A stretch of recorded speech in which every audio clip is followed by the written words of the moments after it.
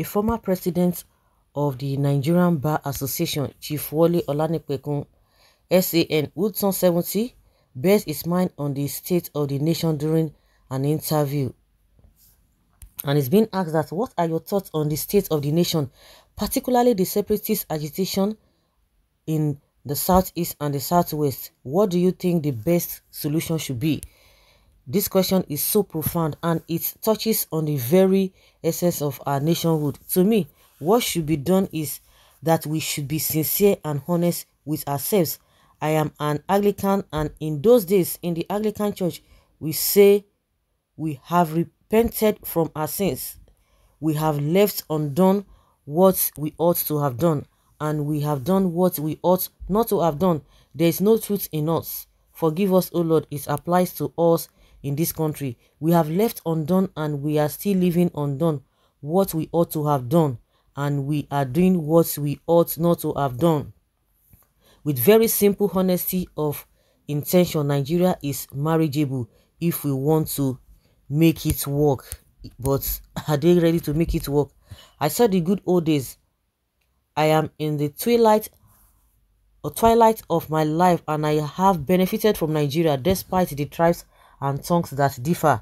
Nigeria was one unique country that we were proud of. We were proud of Nigeria then because Nigeria was operating through federalism.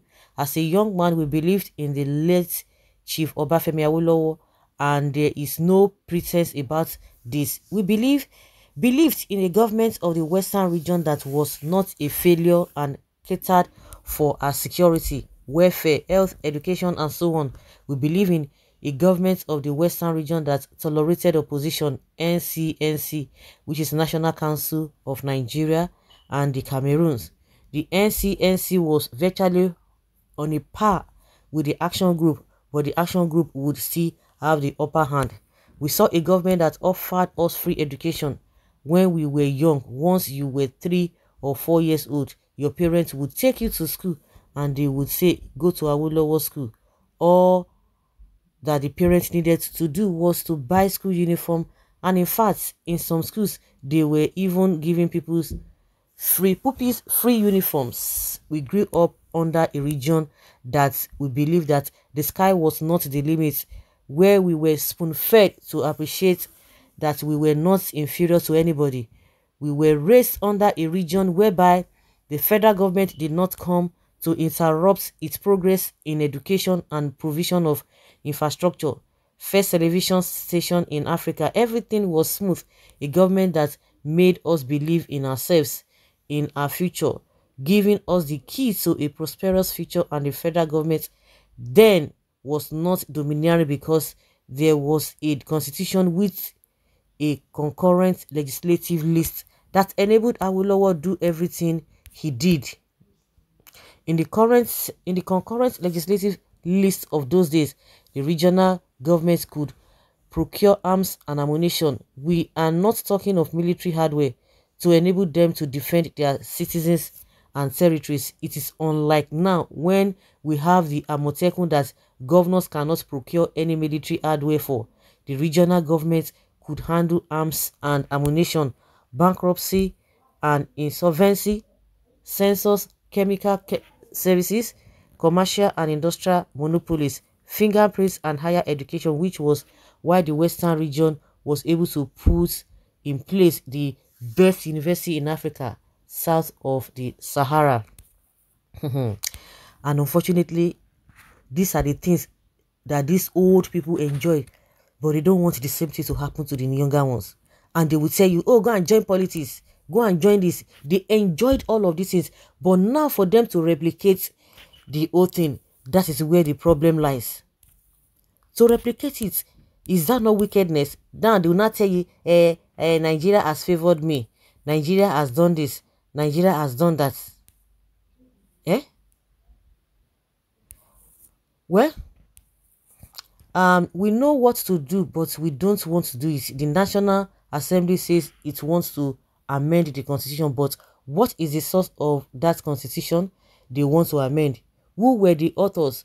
We know the authors of the Constitution of the United States of America, or even Afghanistan, or Canada, or Albania of Switzerland, who are the authors of the 1999 Constitution. What does the preamble to our Constitution say? We, the people of Nigeria, having so, and so, where did we gather? Okay, that was a question that was put to this Olanipekun, the son that just turned 70. My friend, we were in the Students' Union together. John Uwodo, he was the Minister of Information under General Abusalami Abubakar. He shouted himself hoarse, "This constitution is fake. I didn't know those who prepared it." And even as at the time Obasanjo was to swear on it, he couldn't lay hands on an early copy. As president of the NBA, I led a delegation to General Obasanjo.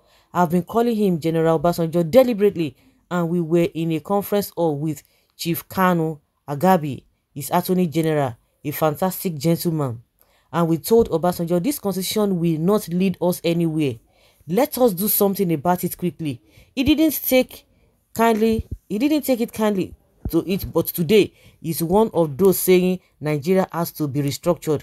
But why didn't he do it then? That is the question.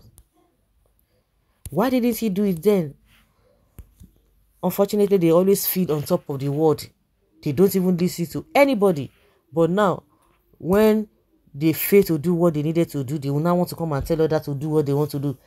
They ought to do. And that's why the man say, what we ought to do, we didn't do it. What we ought not to do, that is what we are doing. When you have opportunity to get things right, do it. For time waits for nobody. He knows if the correction is made, he might possibly lose his oil wells. These are the people that never want good administration because of what they have to lose. Bad head. Don't mind him. And now he's still talking. They only have sense when they leave office. When they leave office, they only have sense. When they are in office, they don't listen to anybody. Leave Obasanjo out of this. What would you say to Jonathan, who had the power to implement the confab of Obasanjo regime? Outside that, what of 2014 confab report, where billions of naira were spent, yet Jonathan threw its recommendation into the trash pen? It was a monumental mistake. Hope it is not too late.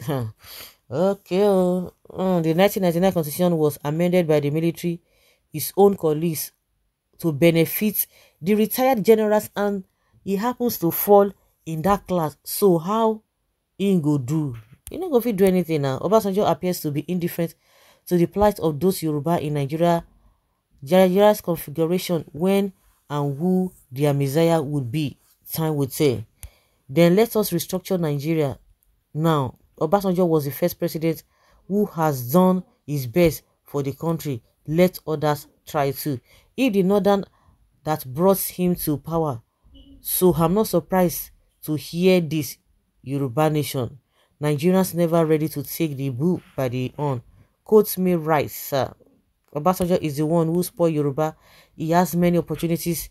That is why we are suffering today. But God is not sleeping. One day we shall reach our promised land.